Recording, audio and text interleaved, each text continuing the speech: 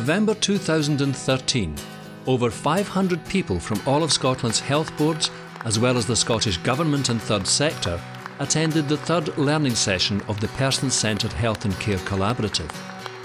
The aim of the session was to support people to learn about how to improve person-centred care. We call this a learning session deliberately. The clue is in the name. It's about learning. What you're going to do is you're going to go and work together and design how you're going to make it better. What are we trying to do? How will we know we've done it? And what will make the difference? Two key messages came across in the learning session. That for transformation to happen within services, in staff and in the people who use services, deep, compassionate listening has to be a feature of all those relationships and conversations. And that the power of sharing personal experience can also be transformative. Would you be kind enough to put up your hand if you feel this human side of care? The human side of care is under unacceptable strain. We're delivering what we're doing and the wonderful work that you're doing despite the system, not because of it. We need a deeper vision. Something is calling for change here.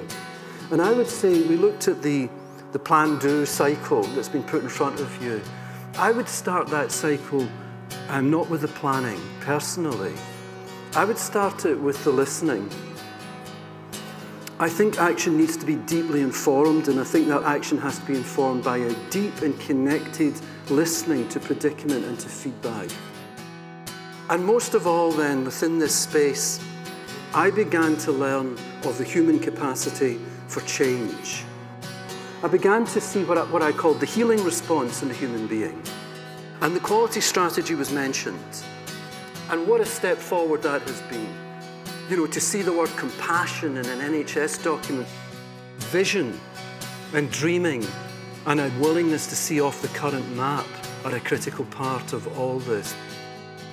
Maybe I could ask you to spend a moment with yourself and ask yourself, what is the deeper purpose of your work?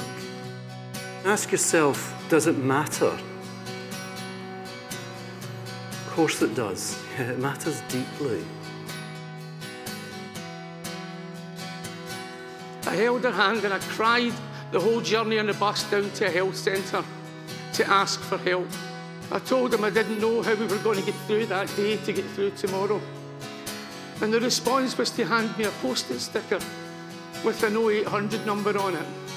And I was told you don't have to do face-to-face engagements. You must go home. We invited 15 families who'd sent me letters to come with us. And about a month before it, I got another letter from the same two sisters.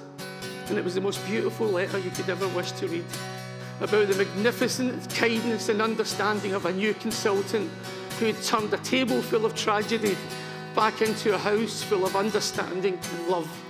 And that's the difference that every single person in this room can make. That's who everybody in this room should be, aspire to be, and want to be.